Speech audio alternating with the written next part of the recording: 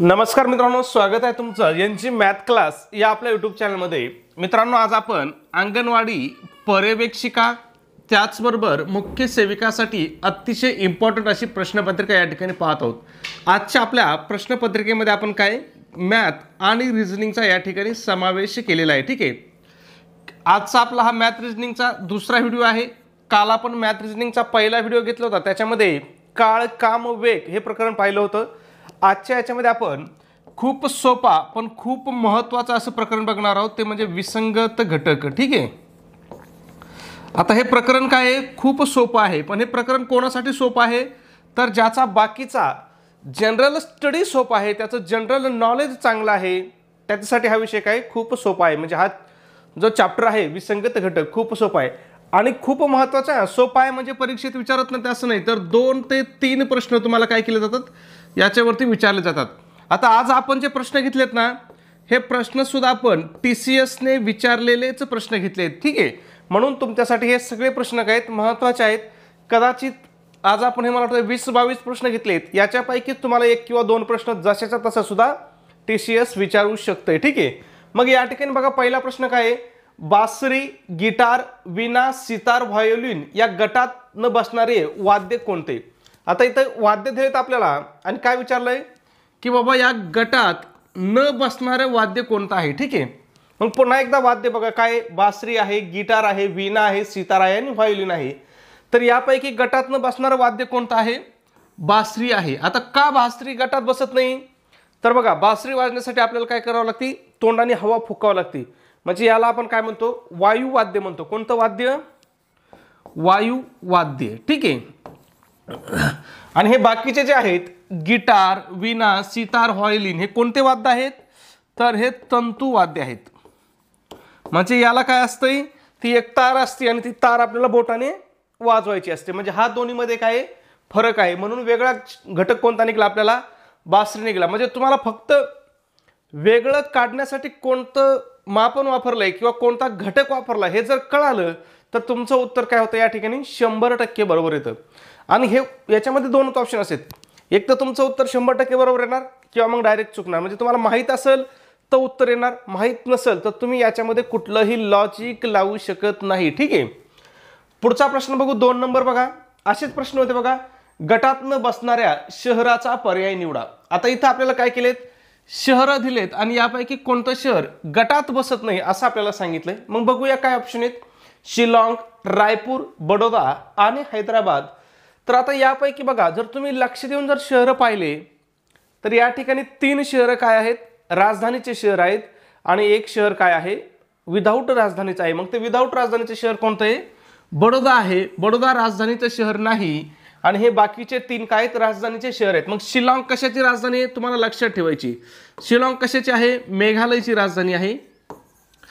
रायपूर कशाची आहे, तर रायपूर छत्तीसगडची राजधानी आहे। हैदराबाद कशाची आहे, तर हैदराबाद आपल्या तेलंगणाची राजधानी आहे।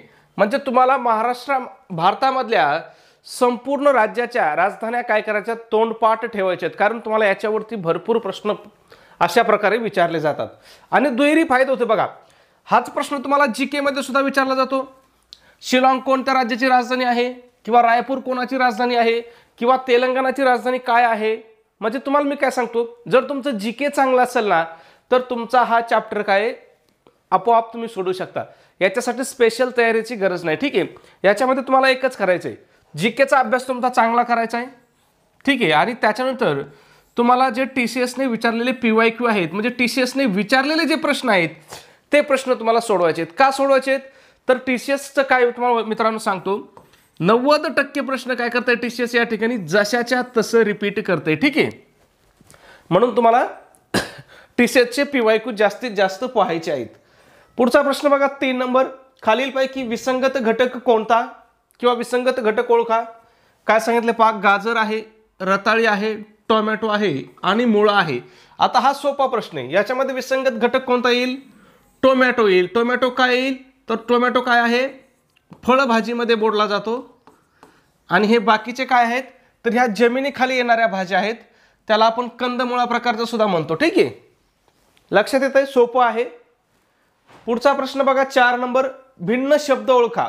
आता बघा, भिन्न शब्द, भिन्न म्हणजेच काय तर वेगळा शब्द, ठीक आहे, वेगळा घटक ओळखायचा आहे. मग कशामधून पहा, आईस्क्रीम आहे, बर्फ आहे, पाणी आहे आणि वाफ आहे. आता याच्यामधून वेगळा शब्द कोणता निघल तर तो निघल आईस्क्रीम. कसा ते सांगतो तुम्हाला, ठीक आहे. आता बघा, बर्फ, पाणी आणि वाफ हे काय आहेत, पाण्याचेच काय आहेत, वेगवेगळे रूप आहेत. हे पाण्याचं कोणतं रूप आहे, वायू रूप आहे. हे पाण्याचं कोणत्या रूपातलं पाणी आहे तर हे स्थायू रूपातलं पाणी आहे, ठीक आहे. आणि आईस्क्रीम मध्ये काय असतात, वेगवेगळे बाकीचे सुद्धा काय असतात, घटक असतात. म्हणून वेगळा घटक कोणता निघेल आपल्या या ठिकाणी तर आईस्क्रीम हा आपला वेगळा घटक निघेल. पुढचा प्रश्न पाहण्या अगोदर मित्रांनो एक छोटीशी पण अतिशय महत्त्वाची सूचना. काय विचारले बघा या ठिकाणी, बघा आपण मित्रांनो अंगणवाडी पर्यवेक्षिका त्याचबरोबर मुख्य सेविकासाठी अतिशय इम्पॉर्टंट, अतिशय महत्त्वपूर्ण अशी टेस्ट सिरीज या ठिकाणी आपण सुरू केलेली आहे. आपल्या टेस्ट सिरीजचं वैशिष्ट्य की याच्यामध्ये आपण काय करणार आहोत, तुमचं TCS पॅटर्ननुसार संपूर्ण अभ्यासक्रमावर आधारित आपली टेस्ट सिरीज असणार आहे. म्हणजे याच्यामध्ये तुमचा सगळा अभ्यासक्रम, सगळा सिलेबस या ठिकाणी कव्हर केला जाणार आहे. बरेच जण विचारतात सर कोणकोणते विषय आहेत, तर याच्यामध्ये कोणकोणते विषय आहेत तर जेवढे तुमच्या अभ्यासक्रमामध्ये विषय आहेत ते सगळे विषय या ठिकाणी आपल्या टेस्ट सिरीजमध्ये असणार आहेत. मग याच्यामध्ये तुम्हाला काय भेटेल तर तुम्हाला एकूण 10 टेस्ट पेपर भेटतील, खूप महत्त्वाचं. त्याचबरोबर तुम्हाला TCSने घेतलेल्या 100 प्रश्नपत्रिका उत्तरासहित भेटतील. ह्या 100 प्रश्नपत्रिका जरी तुम्ही अभ्यास केला ना तरी तुम्ही 80-90% अभ्यासक्रम तुमचा काय होणार याच ठिकाणी तुमचा कव्हर होणार, ठीक आहे. त्याचबरोबर आपण काय करत आहोत, तुम्हाला अतिशय इम्पॉर्टंट अशा फ्री, अतिशय IMP अशा नोट्स प्रोव्हाइड करत आहोत. मग याच्यामध्ये कोणकोणत्या विषयाच्या नोट्स आहेत बघा, मराठी आहे, इंग्रजी आहे, गणित आहे, बुद्धिमत्ता आहे, इतिहास आहे, भूगोल, राज्यशास्त्र आणि ICDS या सगळ्या विषयाच्या तुम्हाला या ठिकाणी आपण नोट्स देतो. मग तुम्ही आपल्या एवढ्या मटेरियलचा जरी स्टडी केला तरी तुम्ही अंगणवाडी पर्यवेक्षिकाला 170+ मार्क काय या ठिकाणी सहज घेऊ शकता. आणि जर 170+ मार्क जर तुम्हाला भेटले तर तुमचं सिलेक्शन हे स्वतःच्या जिल्ह्यामध्येच नाही तर स्वतःच्या तालुक्यामध्ये सुद्धा 100% तुमचं सिलेक्शन होईल, ठीक आहे. मग याची किंमत किती मित्रांनो तर 200 रुपये किंमत आहे. परंतु विद्यार्थ्याच्या मागणीस्तव आपली जी ऑफर आहे ना ती आपली ऑफर आज सुद्धा चालू आहे. म्हणजे जर तुम्ही आज आपली टेस्ट सिरीज घेतली तर ती तुम्हाला फक्त आणि फक्त काय होणार आहे, 149 रुपयाला तुम्हाला ही टेस्ट सिरीज भेटणार आहे. मग हे 149 रुपये तुम्हाला कुठं पे करायचे तर तुमच्याकडे गुगल पे असेल, फोन पे असेल, त्या ठिकाणी आपला नंबर आहे पहा 96 89 14 16 30. पुन्हा एकदा सांगतो 96 89 14 16 30 हा आपला काय आहे गुगल पे, फोन पे नंबर आहे. याच्यावरती तुम्हाला काय करायचं आहे, 149 रुपये पे करायचे आहेत आणि त्याचा एक काय करायचा आहे, स्क्रीनशॉट काढायचा आहे. आणि हा स्क्रीनशॉट काय करायचा मित्रांनो तुम्हाला व्हॉट्सॲपला शेअर करायचा आहे. व्हॉट्सॲपला आपला हाच नंबर आहे 96 89 14 16 30. याच्यावरती तुम्हाला काय करायचं आहे, स्क्रीनशॉट टाकायचा आहे. तुमचा स्क्रीनशॉट मिळाल्याबरोबर 2 मिनिटाच्या आतमध्ये तुम्हाला काय केलं जाईल, हे सांगितलेलं इथं जेवढं सांगितलंय ना हे संपूर्ण मटेरियल काय केलं जाईल तुम्हाला प्रोव्हाइड केलं जाईल. पुढचा 5 नंबरचा प्रश्न बघूया, महत्त्वाचा. गटातनं बसणारे पद ओळखा. आता पद म्हणजे सुद्धा काय तर पद म्हणजे सुद्धा शब्दच. मग गटातनं बसणारा काय ओळखायचा आपल्याला, शब्द ओळखायचा आहे. मग काय आहेत बघा, कलहारी, सहारा, गोबी आणि सुंदरबन. पाहिलं कीच प्रश्न तुमच्या लक्षात येईल. पण कधी जर तुमचं जनरल नॉलेज चांगलं असेल, तुमचा जीकेचा अभ्यास चांगला असेल तर का तर सुंदरबन काय आहे, सुंदरबन हा त्रिभुज प्रदेश आहे. कोणता प्रदेश आहे, त्रिभुज प्रदेश, ठीक आहे. आणि कलहरी, सहारा आणि गोबी हे काय आहेत तिन्ही पण तर हे आहेत वाळवंट. मग याच्यामध्ये विसंगत घटक कोणता येईल तर तो येईल त्रिभुज प्रदेश, ठीक आहे. सिंपल आहे. पुढचा प्रश्न बघा 6 नंबर, गटातनं बसणारे पद ओळखा. पद म्हणजे पुन्हा शब्दच. काय सांगितलंय बघा, कापूस, नायलॉन, रेशीम, ताग. वाचला किती लक्षात आलं पाहिजे. इथं कोणता वेगळा घटक येईल, नायलॉन येईल. नायलॉन का वेगळा येईल तर हा काय आहे, कृत्रिम धागा आहे. कोणता धागा आहे, कृत्रिम धागा. आणि हे बाकीचे 3 काय आहेत तर बाकीचे 3 नैसर्गिक धागे आहेत. तुम्हाला लगेच फरक कळाला पाहिजे. जोपर्यंत तुम्हाला यांच्यामधला फरक कळत नाही ना, लॉजिक कळत नाही, तोपर्यंत तुम्ही उत्तर शोधू शकत नाही, ठीक आहे. मग लक्षात ठेवा, कापूस, रेशीम, ताग हे काय आहेत? नैसर्गिक धागे आहेत. नायलॉन काय आहे? कृत्रिम धागा आहे. पुढचा प्रश्न बघू. 7 नंबर, विसंगत पर्याय ओळखा. जुलै, एप्रिल, नोव्हेंबर, जून. बघा काय दिलंय? महिन्याचे नाव दिलेत. मग महिन्याचे नाव दिले की एकच लॉजिक लावायचं. दिवस किती? त्या महिन्यात दिवस किती? जुलैमध्ये दिवस किती असतात? 31 असतात. एप्रिलमध्ये किती असतात? 30 असतात. नोव्हेंबरमध्ये किती असतात? 30 असतात. जूनमध्ये किती असतात? 30 असतात. मग याच्यामध्ये वेगळा घटक किंवा वेगळा महिना कोणता निघेल? तर तो जुलै निघेल. का? तर जुलैमध्ये काय आहेत? 31 दिवस आहेत. बाकीच्या तिन्ही महिन्यामध्ये किती दिवस आहेत? 30 दिवस आहेत. म्हणजे सोपं आहे, फक्त तुम्हाला त्याच्यामधलं लॉजिक कळालं पाहिजे. लॉजिक कळालं, तुमचं उत्तर काय येणार? 100% या ठिकाणी बरोबर येणार. ठीक आहे. पुढचा प्रश्न बघू. त्याच्या अगोदर मित्रांनो, व्हिडिओ आवडला असेल तर प्लीज व्हिडिओला एक लाईक करा. त्याचबरोबर चॅनलला सबस्क्राईब केलं नसेल तर प्लीज एक सबस्क्राईब सुद्धा नक्की करा. ठीक आहे. मग या ठिकाणी बघा 8 नंबर, खालीलपैकी विसंगत पर्याय ओळखा. काय सांगितलंय? मुंबई, बेंगळुरू, नागपूर आणि भोपाळ. आपल्याला पहिल्यांदा एक प्रश्न विचारला होता, सेम त्याच पद्धतीचा प्रश्न आहे. बघा या ठिकाणी बघा, नागपूर काय आहे? तर नागपूर हे उपराजधानी आहे. उपराजधानीचं शहर आहे. आणि बाकीचे तिन्ही शहर काय आहेत? राजधानीचे शहर आहेत. बघा मुंबई कोणाची राजधानी आहे? आपल्या महाराष्ट्राची आहे. कर्नाटक, बेंगळुरू कोणाची आहे? कर्नाटकची आहे. भोपाळ कोणाची आहे? तर एमपीची आहे. मग या ठिकाणी आपला वेगळा घटक कोणता निघतो? नागपूर निघतो. का? तर नागपूर हे उपराजधानीचे शहर आहे. बाकीचे तिन्ही पण काय आहेत? राजधानीचे शहर आहेत. म्हणून तुम्हाला सांगतो मी, तुम्हाला भारतातल्या 28 राज्य आणि त्या 28 राज्याच्या राजधान्या तोंडपाठ पाहिजेत. आता याचा दुहेरी फायदा होतो. काय दुहेरी फायदा होतोय? एक तर तुम्हाला जीके मध्ये सरळ सरळ प्रश्न विचारला जातो, त्याचबरोबर बघा बुद्धिमत्ता मध्ये सुद्धा काय होतो?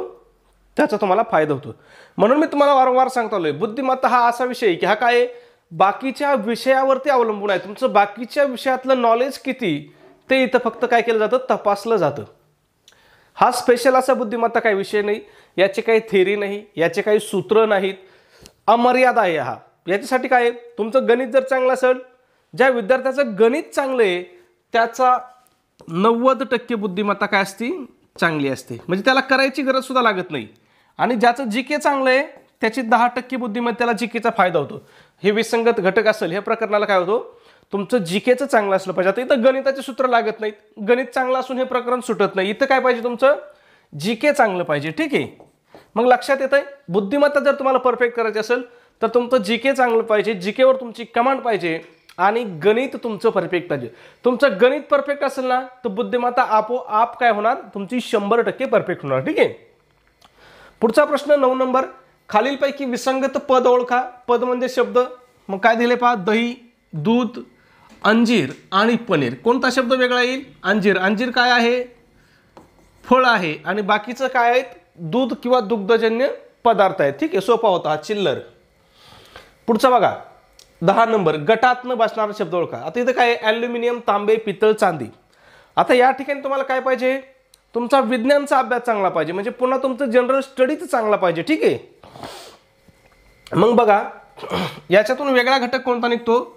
पितळ निघतो. पण पितळ का निघतो हे लॉजिक जोपर्यंत आपण कळणार नाही तुम्हाला तोपर्यंत तुमच्या प्रश्न लक्षात येणार नाही. पितळ का निघतो? तर पितळ हा काय आहे? मिश्र धातू आहे. काय आहे? पितळ हा मिश्र धातू आहे. आणि बाकीचे काय आहेत? बाकीचे फक्त धातू म्हणजे शुद्ध धातू आहेत. ठीक आहे. लक्षात ठेवा, ॲल्युमिनियम, तांबे आणि चांदी काय आहेत? धातू आहेत. आणि पितळ काय आहे? मिश्र धातू आहे. म्हणून तो वेगळा घटक कोणता निघेल आपला? तर पितळ निघेल. ठीक आहे. सोपं आहे, याच्यामध्ये काय रॉकेट सायन्स नाही, फक्त तुम्हाला अभ्यास चांगला पाहिजे. बघा तिथं विसंगत पर्याय शोधा. सेम प्रश्न, पण नाव बघा, आश्लेषा, मगा, पूर्वा, वर्षा.